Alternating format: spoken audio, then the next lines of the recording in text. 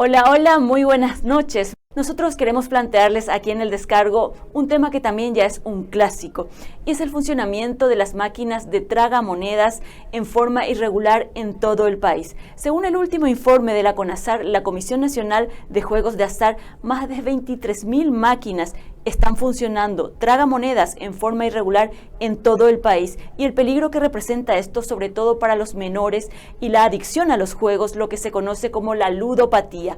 Este es uno de los temas que vamos a hablar esta noche con la presidenta de la Comisión Nacional de Juegos de Azar, María Galván, porque también en este contexto, la semana pasada, el Congreso de la Nación sancionó una ley que establece la prohibición del funcionamiento de las máquinas tragamonedas que no sean en casinos o bares, lugares exclusivos de juegos. Este es un tema que le planteamos esta noche aquí en el descargo. Y otro clásico del que también queremos hablarles esta noche es el problema que tienen los enfermos con cáncer, pacientes y parientes para conseguir medicamentos. Si no es con recurso de amparos, no hay posibilidades, y a veces incluso con recursos de amparos las personas mueren esperando el medicamento. De este tema vamos a hablar con la señora Juana Moreno, de la Asociación de Pacientes y Familiares con Cáncer de nuestro país. Y para cerrar la noche queremos hablarles de las organizaciones de centros estudiantiles, cómo se organizan, cuántos centros estudiantiles tiene el país según los registros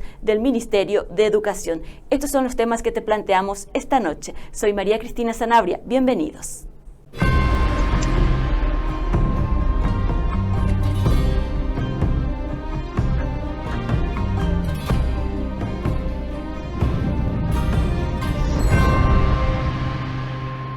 Y como ya les adelantaba, según el último informe de la Comisión Nacional de Juegos de Azar, en este momento hay unas 23.000 máquinas tragamonedas funcionando en forma irregular. Y en este contexto, el Congreso Nacional aprobó o sancionó la semana pasada una ley que establece que estas máquinas tragamonedas solamente pueden estar funcionando en casinos y espacios destinados exclusivamente a juegos de azar. Vamos a ver si el Poder Ejecutivo sanciona, promulga o veta esta ley que sancionó la semana pasada el Congreso de la Nación. De este tema vamos a hablar con la presidenta de la Comisión Nacional de Juegos de Azar, la señora María Galván, a quien agradecemos esta comunicación. Gracias por atendernos. Buenas noches, María Cristina. Gracias por la invitación. Nosotros somos los agradecidos, presidenta. Queríamos saber en qué contexto se da este informe que dio a conocer en las últimas horas la comisión. ¿Es producto de una encuesta, de un censo, de un registro que ha hecho en todo el país? Sí, realmente ante una consulta realizada, ¿verdad? Nosotros, respecto a el censo que se está aplicando en el marco de una regulación que se emitió en el año 2020, que es la resolución 34 de regulación emitida por la CONASAR, nosotros tenemos acceso a un sistema en donde se hace una identificación de máquinas que están en calle, por decirlo de alguna manera, y de acuerdo al sistema al cual tenemos acceso, existe un total de 23.500 máquinas aproximadamente en calle. De ahí surge de estos datos en donde de un sistema al cual tenemos acceso, mejor dicho, de acuerdo a una reglamentación y regulación emitida, que es la resolución 34 del año 2020. La situación de estas 23.500 máquinas, vamos a actualizar nuestro zócalo, teníamos la información de que eran 23.000. ¿Cuál es la condición en la que están trabajando? ¿Ellos igual pagan un canon tanto a la comisión, pagan algún impuesto al municipio donde están? ¿Es todo en el área central o es en todo el país? Bueno, sí, realmente esto entendemos que es a nivel nacional, son datos recogidos a nivel nacional. Si bien es cierto en cuanto al pago de canon, solamente en principio, por lo menos en el marco de lo que es la regulación de la resolución 34 del año 2020, tenemos un total de empresas, digamos, mejor dicho, de máquinas que están pagando el canon en un promedio de 16 millones, ¿verdad? Nosotros tuvimos un buen inicio en cuanto al catastro de estas máquinas, y que procedieron al pago del canon, luego a raíz de incluso pagar un monto de 100 millones de guaraníes ¿verdad? Que nunca antes se había reportado un pago en estos conceptos. Sin embargo, hemos visto una caída en estos catastros, ¿verdad? Que se están tomando en todo caso, se están haciendo los procesos, lógicamente, para ver en qué consisten estas caídas de catastro, digamos. Presidenta, una consulta. Si estas 23.500 máquinas están funcionando en forma irregular, ¿cómo es que pueden pagar los impuestos? ¿No se les debería rechazar y cancelar el servicio? Bueno, en cuanto a estas 23.500 y un poquito más de máquinas, ¿verdad? Entendemos que están, como les dije, a nivel nacional. Lógicamente, la idea es regularizarlas y que estas personas, lógicamente, procedan a la regularización de su situación, de estas máquinas que están en calle, a través ya sea de la regulación de la resolución 34 del año 2020 o en su caso a través de ubicación en salas, en donde sí ya los municipios son los encargados de autorizar ese tipo de explotación en locales exclusivos de juegos electrónicos de azar. Entiendo. ¿Y qué va a ser? De adecuarse.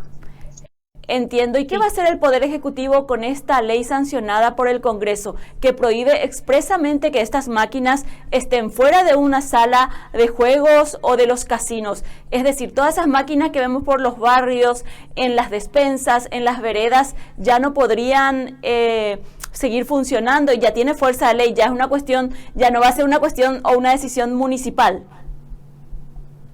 Sí, ciertamente el proyecto de ley, ¿verdad?, que fue sancionado el jueves, nosotros compartimos plenamente la finalidad como órgano técnico perseguido por esta ley, cuál es la protección de los niños, niñas, adolescentes y menores de edad, ¿verdad?, respecto al acceso a los juegos de azar.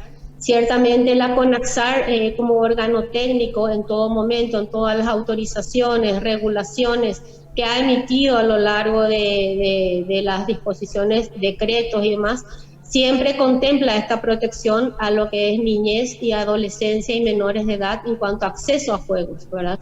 Ha establecido ciertas regulaciones tanto en los pliegos de bases y condiciones, en los contratos de autorización, en diversas resoluciones emitidas en su momento y en su oportunidad.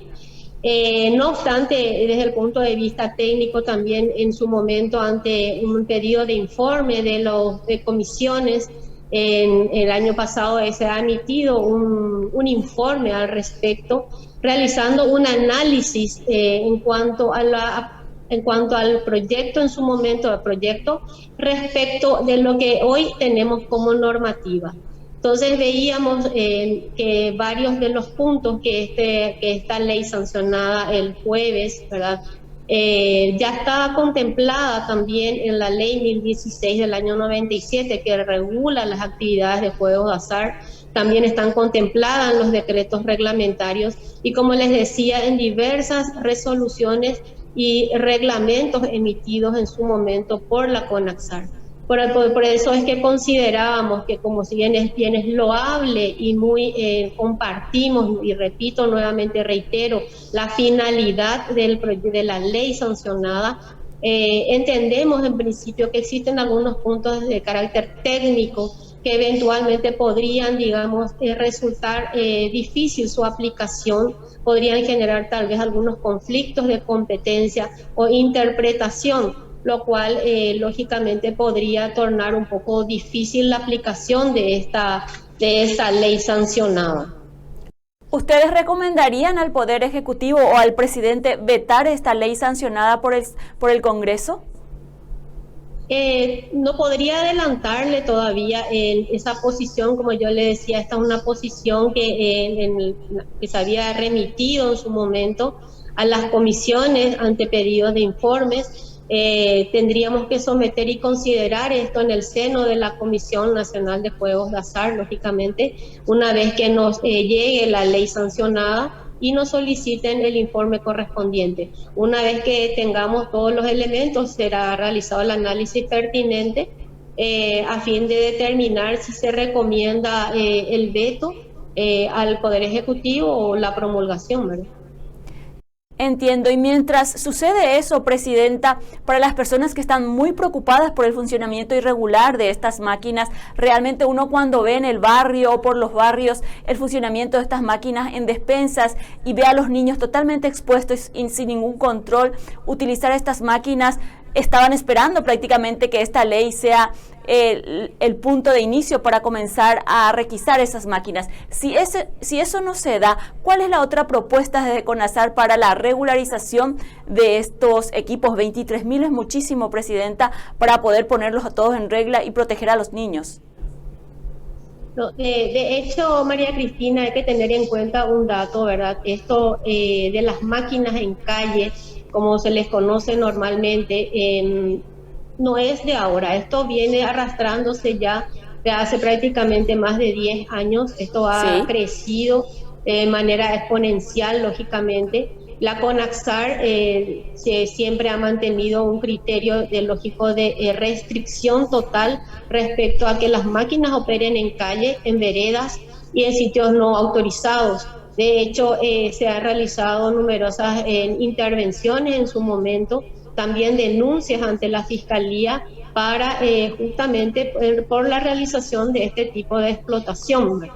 Entonces, como les decía también, las reglamentaciones y las diversas normativas que rigen la materia en el sector de juegos de azar, de hecho, prohíbe el acceso de los juegos de azar a los menores de edad, niños, adolescentes, así como también su explotación en la vía pública. Presidenta, le hago una consulta. En el caso de que una patrulla de la Policía Nacional o un ciudadano vea una máquina funcionando en la calle, como dice usted, o en las veredas, frente a las despensas, ¿puede hacer la denuncia y pedir al 911 que venga a intervenir a retirar la máquina? ¿Tiene ese poder? ¿O que la patrullera actúe de facto porque es flagrancia? ¿Eso puede pasar o sucedió? ¿Tienen en los registros de CONASAR ese tipo de situaciones?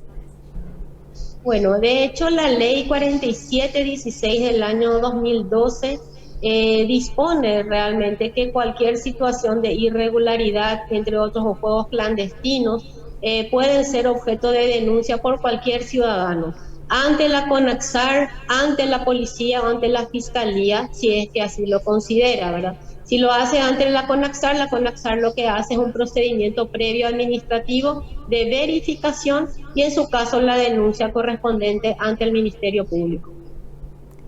Entiendo. Quisiera aprovechar este espacio y no solamente hablar un poco de estas máquinas de tragamonedas, sino también hablar de las famosas quinielas en nuestro país, porque hay una protesta también en este momento de los vendedores que quieren tener mayor participación en los beneficios. ¿Cuál es la situación de la quiniela en Paraguay? Bueno, la quiniela es un juego de azar cuya explotación por ley es de carácter exclusivo a nivel nacional. Fue objeto hace años que viene siendo concesionado por medio de licitación pública. En el año 2020 fue adjudicada la última concesión. En ese marco la empresa lógicamente viene pagando el canon correspondiente, estableciéndose un canon combinado, y a la fecha les podría indicar que por lo menos en esta última concesión ella ha ingresado en concepto de canon en un total de más de 16 millones de dólares, ¿verdad? Para hacer en dólares los números que está ingresando la quiniela. La quiniela representa prácticamente más del 70% de la recaudación respecto del canon fiscal que percibe la CONAXAR.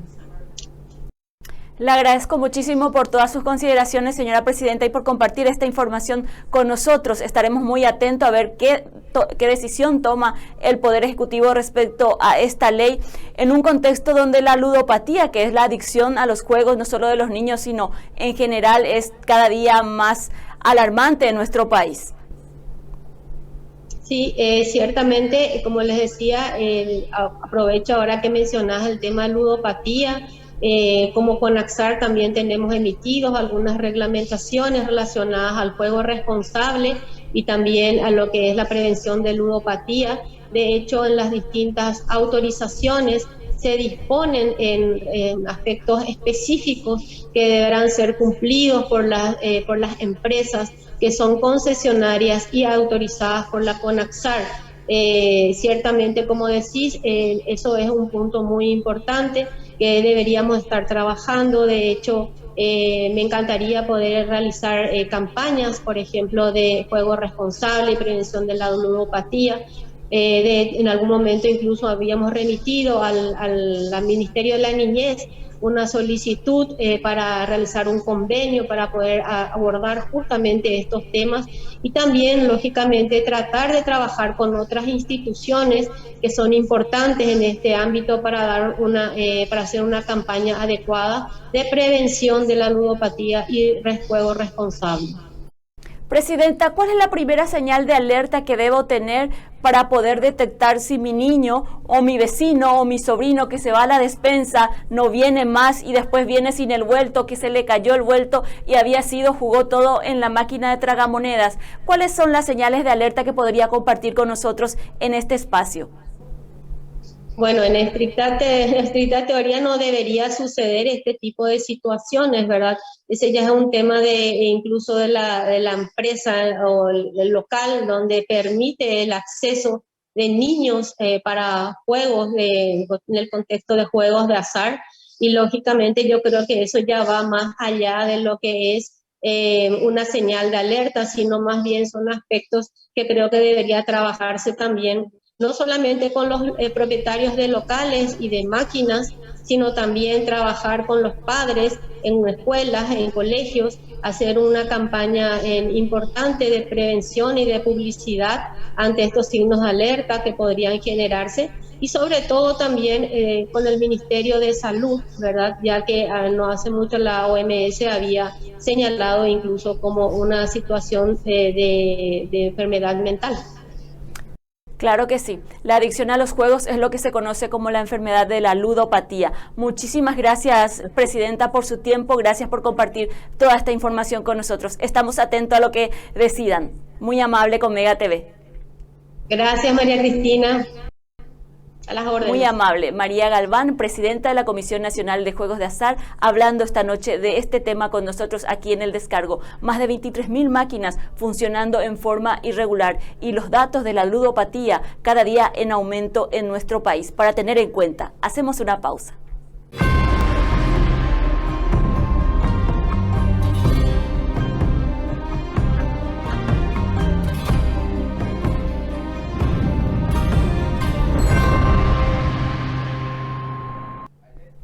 Y en este espacio vamos a hablar con la señora Juana Moreno. Ella es presidenta de la Asociación de Pacientes y Familiares con Cáncer. ¿Y por qué queremos hablar con ella? La semana pasada creo que sacaron nuevamente un comunicado instando al Ministerio de Salud sobre la necesidad de contar con los medicamentos para el tratamiento.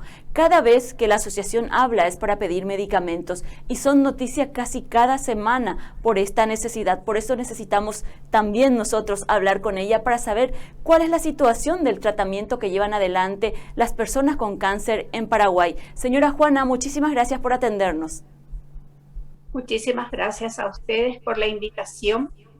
Soy la secretaria de la Asociación de Pacientes con Cáncer y Familiares APACPA.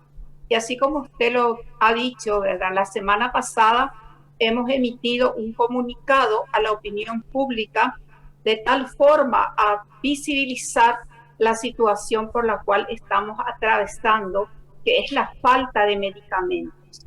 Lastimosamente hemos tenido que lamentar la pérdida de 3 compañeras en la espera de estos medicamentos que se han solicitado por la vía de amparo. Hemos recurrido a esta figura debido a que hay medicamentos que no están dentro del listado básico del Ministerio, como el caso del palbociclib, por ejemplo. En este momento hay 23 compañeras que están esperando esta medicación. Señora Juana, antes de seguir, quisiera detenerme en esas 3 personas que usted me ha dicho que perdieron la vida en espera de este medicamento como parte de su tratamiento. No quisiera que esas 3 personas sean solamente parte de las estadísticas. ¿Me podría decir el nombre de esas 3 personas que usted llama compañeras que perdieron la vida por falta de medicamentos y a pesar del recurso de amparo? Sí, puedo dar sus nombres de pila, ¿verdad? Me gustaría dar el apellido completo porque no cuento con el permiso de los familiares. Está la compañera Luz, que estuvo esperando, es una compañera del hospital de clínica. Ella estuvo esperando su medicamento, estaba con una sentencia desde el mes de noviembre. Lastimosamente, los primeros días de enero, ella falleció, ¿verdad? Luego le tenemos a la compañera Leticia, que también tenía una sentencia, estaba guardando su medicamento y ella falleció. Y luego tenemos otra compañera que es también del hospital de clínica, en este momento no recuerdo el nombre, ¿verdad? También ella tenía una sentencia y lastimosamente su medicamento no llega. Lo triste es que estos medicamentos seguramente que van a llegar después, porque esto ya ha sucedido en otras ocasiones. Y es lamentable que tengamos que continuar de esa manera. El día de ayer, por ejemplo, llegó un medicamento del otro grupo, que son 23 entre varones y mujeres que están esperando otro tipo de medicamento. Y resulta ser que a la persona que ayer le llegó su medicamento es una persona cuyo estado de salud se ha deteriorado bastante en estos 4 meses que tuvo que aguardar para que ese medicamento le llegue. Por lo tanto, no sabemos si ya va a poder utilizar o no el medicamento. Esa es la situación y a eso es lo que no queremos llegar más. Por eso hemos tenido una entrevista con el señor ministro en el mes de febrero, en donde le habíamos manifestado esta situación. Él nos había dado su palabra de que en breve esa situación se iba a solucionar debido a que hay una resolución por la cual se autoriza a que se utilice el rubro 915, de tal manera a que los procesos sean mucho más rápidos. Lamentablemente eso todavía no es una realidad. He leído a través de los medios de prensa que nuevamente el señor ministro ayer dijo que en breves días, él dio un tiempo, dijo en 10 días todo esto se va a solucionar. Esperamos que sea así, ¿verdad? Porque no podemos seguir nosotros perdiendo a nuestros compañeros y estando de brazos cruzados mientras esa situación se va agravando. Aparte de eso, nosotros tenemos otra situación, que es la falta de medicamentos que están dentro del listado básico, cuya licitación está llevando a cabo el Instituto Nacional del Cáncer. Allí también nos encontramos con una situación problemática, porque si bien se ha hecho una pseudo descentralización, decimos pseudo porque al final tiene que venir todo otra vez al nivel central, es decir, que el proceso licitatorio vuelve a ser otra vez tan largo y tan tedioso como lo hacía el Ministerio de Salud Pública. Señora Juana, recuerdo que todas las entrevistas que le he hecho a lo largo de este año aquí en Mega TV, siempre el problema era el tema del medicamento. La forma que se compra, la forma en que ustedes adquieren los medicamentos y siempre está esa propuesta de solución. ¿Cuál cree usted que va a ser la solución en los próximos 10 días? Yo también lo escuché al ministro de Salud decir que esto se va a solucionar. ¿Cuál cree usted que va a ser el mecanismo para solucionar? Más recursos de amparo, porque ni los recursos de amparo son una solución. Estas compañeras que perdieron la vida tenían el recurso de amparo a favor, pero eso no les garantiza que tengan el medicamento. Así mismo. Vuelvo a repetir, todas estas personas que están esperando el palbociclib están con sentencia, algunas inclusive desde el mes de noviembre, y han pasado tanto tiempo, casi 5 meses, y que nos salga un recurso de amparo. No sabemos cuál es la situación problemática, si pasa por la parte de presupuesto o cuál es. Cuando nosotros hacemos las averiguaciones en las distintas direcciones, porque va pasando por distintas direcciones dentro del Ministerio de Salud, nos dicen, falta el CDP, no, ya tenemos el CDP, no, ahora nos falta esto, nos falta aquello. Imagínense que para cada medicamento ellos hacen una licitación. Es cierto, está la ley 2051 que les obliga a hacer esos procesos. De allí que nosotros también hemos pedido una revisión de esta ley a los señores parlamentarios ya hace 2 años, ya van por 3 años, de tal manera que se modifiquen ciertos artículos de tal manera que la compra de los medicamentos tengan otro tipo de tratamiento y no sea igual para la compra de cualquier otro material. Pero tampoco hemos conseguido eso.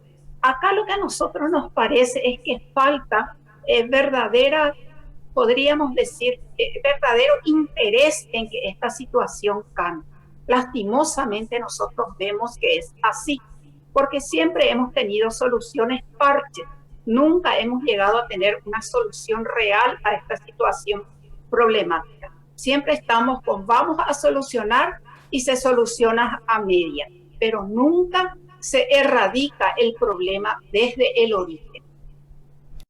Realmente es así. Y recuerdo que el año pasado Lourdes Marín tuvo que encadenarse para acceder a su medicamento a pesar de tener el recurso de amparo. También lo que creo es que falta un poco de empatía, de entender realmente cómo funciona o cómo se manifiesta esta enfermedad. Que esos 4 o 3 meses que dejan de hacer su tratamiento significa para ellos posiblemente la muerte. Esto es lo que nos decía Lourdes Marín y quiero compartir con usted y con la audiencia el 8 de marzo que estuvo aquí en Mega TV con nosotros. Dijo que va a volver a encadenarse si de eso depende tener un medicamento. No hay en plaza ese medicamento, entonces si yo necesito y si no llega a tiempo ese medicamento, no dudaría otra vez en encadenarme, me encadenaré otra vez. Entonces al Ministerio de Salud ya le estoy avisando que en este mes o el siguiente ya voy ya otra vez llevando mi vía amparo en el ministerio. Y que Dios quiera que no vuelva a hacer lo que hice el año pasado. Pero si necesito, no dudaría en hacer otra vez. Usted la recuerda, doña Juana, que el año pasado se encadenó para acceder a un medicamento y recuerdo que accedió al medicamento solo porque la persona que era destinataria del medicamento que llegó ya falleció. Realmente una historia triste, una historia dantesca que esto esté pasando en la salud pública. Así mismo, es verdad. Sí, Lourdes es compañera nuestra, ¿verdad? Ella es del Hospital Nacional de Itagua. Hay que entender que APACFA abarca todo el país. Nosotros tenemos asociados o no asociados, pero aquí quienes igual nosotros tendemos la mano porque en esta situación del cáncer no puede existir sectarismo. Y esa es una situación que también a nosotros nos llama la atención y quiero traer a colación. La semana pasada salió el medicamento para una persona cuya sentencia había ingresado 2 semanas antes. En cambio, para personas que hacen 5 meses están su sentencia en el ministerio, esas personas tienen que seguir aguardando. Ese tipo de situaciones de discriminación, si bien todo paciente tiene el derecho a luchar por su vida y a buscar los mecanismos necesarios, creemos nosotros que no debería existir. Tendría que ser una igualdad para todos. Y nosotros como asociación hemos reclamado esa situación y no hemos tenido tampoco una respuesta satisfactoria por parte de las gentes del Ministerio de Salud. Sabemos que muchas veces el amiguismo en nuestro país es mucho más fuerte y que se recurre, ¿verdad?, a esa figura cuando ya la desesperación cunde en el paciente.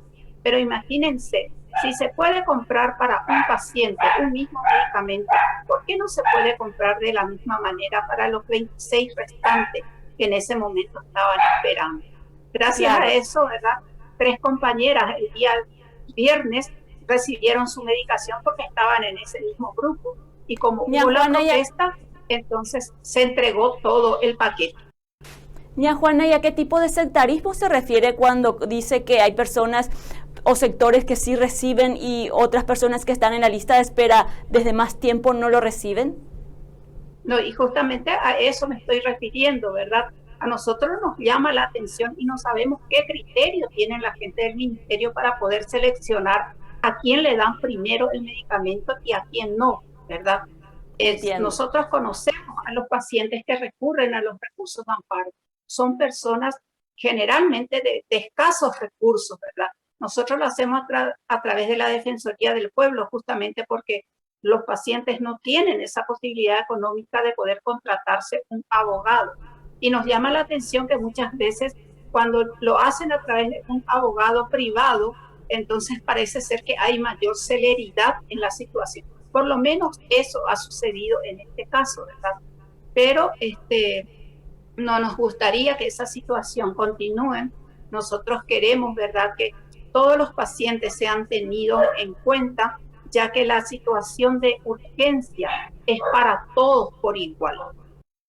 Entiendo. Señora Juana, ¿podría actualizarnos el número de paraguayos con cáncer en este momento, adultos y menores? ¿Algunos datos que tengan de referencia? Nosotros tenemos solamente de adultos, ¿verdad? Tenemos a nivel de solamente del Instituto Nacional del Cáncer, yo puedo hablar, ¿verdad? El año pasado hemos cerrado con aproximadamente 4.850 personas diagnosticadas con distintos tipos de cáncer desde el año 2011. Esa es la estadística que nosotros manejamos, que es la estadística del Instituto Nacional del Cáncer. Que sigue siendo el instituto el único lugar en el centro del país que atiende la quimioterapia, radioterapia, es decir, todas las personas de San Pedro, Ciudad del Este, como Lourdes Marín, Encarnación, todos deben venir hasta el departamento central para recibir el tratamiento, y lo que representa eso, el desarraigo de la casa, de la familia, a veces están en los hospedajes, en los alrededores del hospital, en los inquilinatos, y cuando no hay lugar en la casa donde se les alberga gratuitamente. Realmente una historia triste. No tengo otra forma de describir lo que pasan los enfermos con cáncer. Ya es grave que te diagnostiquen el cáncer, pero otra vez hacer toda esa vía crucis, y no solamente en Semana Santa, sino durante todo el año, detrás del medicamento y detrás del tratamiento, realmente es una situación muy penosa, y lamentamos compartir esta historia con usted, señora Juana. Sí, así mismo es.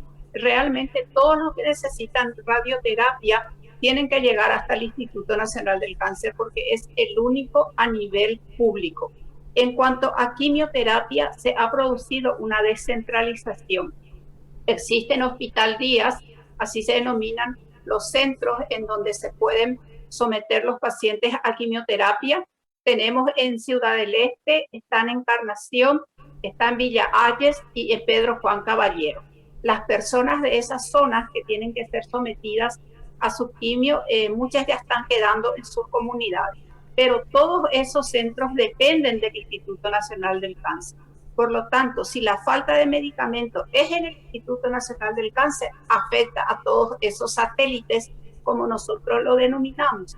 De allí es que la situación es cada vez peor, ¿verdad? Pero en cuanto a radioterapia, sí, todos tienen que emigrar hasta el INCAM para poder someterse a su tratamiento. Y con las dos máquinas que existen allí, tampoco eso da abasto.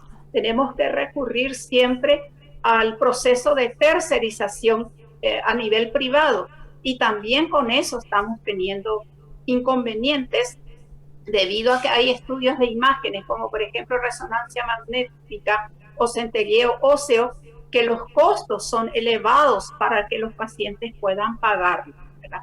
Hasta hace una semana habían convenios de derivación a los pacientes. Lastimosamente ahora eso está interrumpido momentáneamente hasta la firma de nuevos contratos. Y esos días de espera es lo que hace que muchas veces la salud del paciente también se vaya deteriorando, porque generalmente necesitan estos estudios para que el profesional pueda ver qué es el camino a seguir, ¿verdad? El profesional no puede solamente diagnosticarle mirándole al paciente. Entonces es todo un complejo de situaciones problemáticas la que el paciente con cáncer tiene que enfrentar lastimosamente en nuestro país. Y lastimosamente no existen esos convenios espontáneos con la parte privada, por más de que hay una ley y que la ley dice explícitamente que se debería hacer una prestación. Eso no ocurre mientras no exista un contrato y que ese contrato no sea remunerado. Entonces no hay atención para los pacientes oncológicos. Y la situación se agrava teniendo en cuenta que IPS también cuenta con un gran número de pacientes oncológicos y ellos también están con falta de medicamentos y de estudios. Imagínense que los pacientes del Instituto de Previsión Social acuden al INCAM para poder abastecerse de los medicamentos que allí no están para no poder interrumpir su tratamiento. Entonces la situación se va haciendo cada vez más difícil. Entiendo. Muchísimas gracias por compartir estas informaciones con nosotros. Exactamente. El Instituto de Previsión Social incluso insulina no tenían para los pacientes diabéticos. Esa fue la noticia en estos días también. Nosotros hacemos una pausa. Le agradecemos muchísimo, señora Juana Moreno, por compartir con nosotros este espacio y hacerse eco de la necesidad de los enfermos con cáncer en nuestro país. Hacemos una pausa aquí en El Descargo.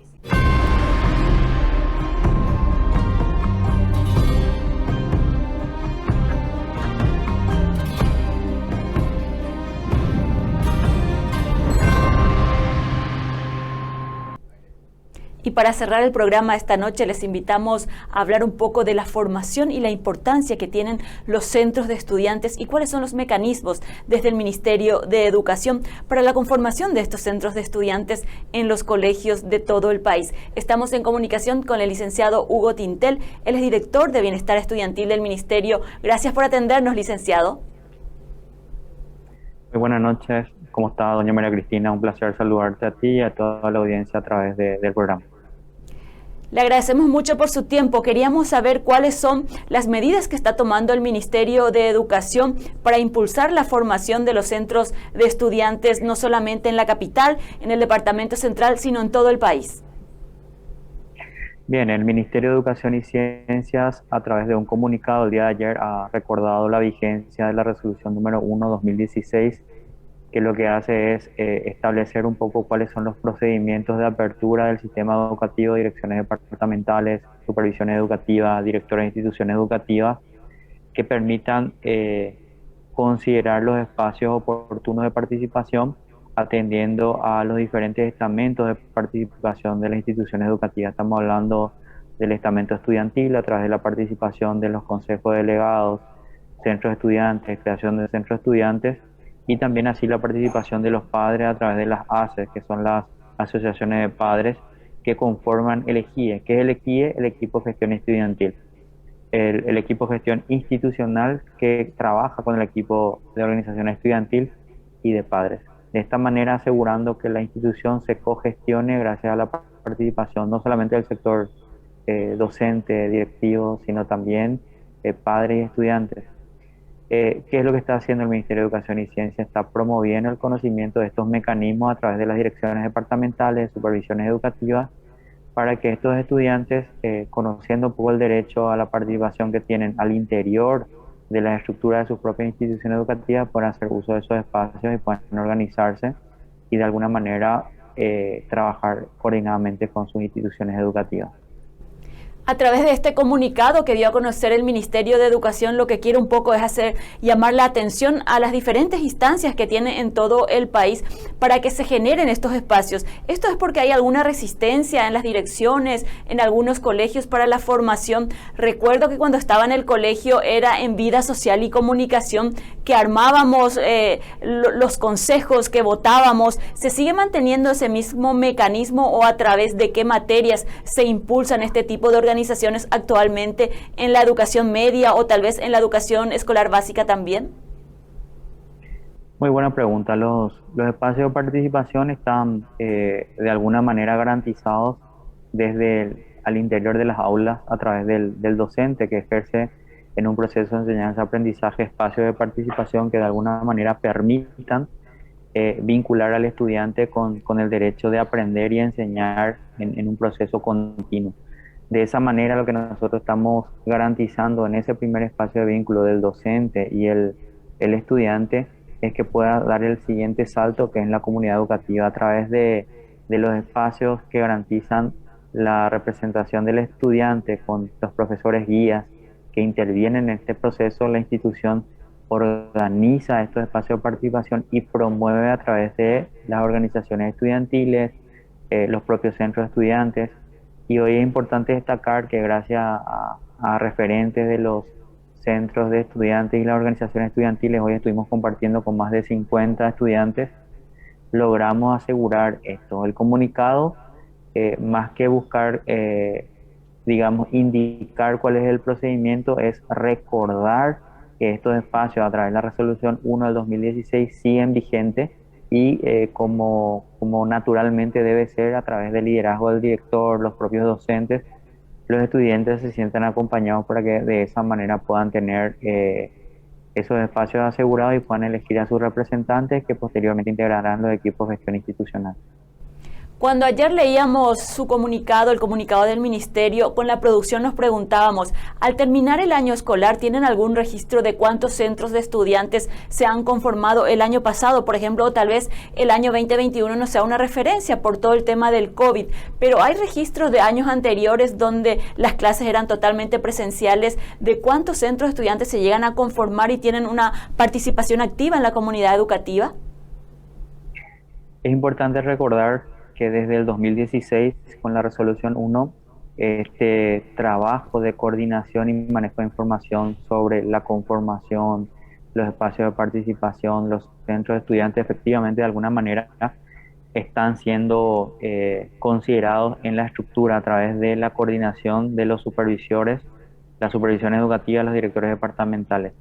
En concreto, nuestra base de datos sobre un total de 9.000 instituciones educativas a nivel nacional, estamos hablando del sector público, si llevamos a las subvencionadas y las privadas, alcanzamos más de 1.000 instituciones educativas. El registro es muy dinámico, entonces sí tenemos una base de datos desde 2016, pero se trabaja en coordinación con las supervisiones educativas y las direcciones departamentales. Hoy esa base de datos está en proceso de actualización. Como estaba diciendo, hoy tuvimos una reunión con los referentes de las organizaciones estudiantiles que están permitiendo que esto vaya dinamizándose y así tener los datos frescos, porque cada institución en autonomía tiene sus tiempos, tiene sus realidades y estatutariamente también, como comentando, están pasando por ese proceso de actualización. Entiendo. ¿La formación o conformación de estos centros de estudiantes es evaluado en alguna de las materias actualmente en la malla curricular? Es decir, ¿forma parte de un capital social aprendido en la escuela? ¿Es evaluado y valorado en la academia? Desde el punto de vista del proceso, sí cuenta con un acompañamiento al interior de las aulas por parte del docente en diferentes asignaturas o materias. Estamos hablando de que hay asignaturas y materias que promueven la participación, el uso de espacios de desarrollo social al interior de esta estructura a través de las propias asignaturas y con la planificación de los docentes, y ahí sí tiene una valoración académica. Ahora, en el uso de las atribuciones, de la conformación del centro estudiante como tal, el aporte social y comunitario es al EJIE, al estamento que gestiona o cogestiona la institución educativa conjuntamente, como dije, con docentes, padres, directivos, que constituyen un equipo que se compone por estos estamentos. Entonces, más que la valoración académica, es por sobre todo el aporte social de estas organizaciones al interior de su institución educativa.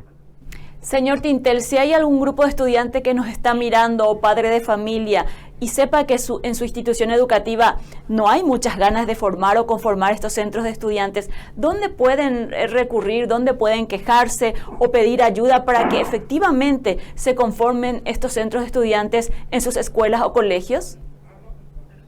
Tenemos diferentes vías de participación y comunicación. Una de ellas es el siguiente correo, es bienestar, con B larga, bienestar.estudiantil, @mec.gov.pi. Este correo nos permite conectar con los estudiantes en donde nos exponen la situación del acompañamiento necesario, o lo pueden hacer directamente a través de nuestras redes sociales, de las publicaciones que sacamos sobre este comunicado, y ahí nos ponemos en contacto con el referente, docente, director, inclusive trabajo de supervisión de direcciones departamentales.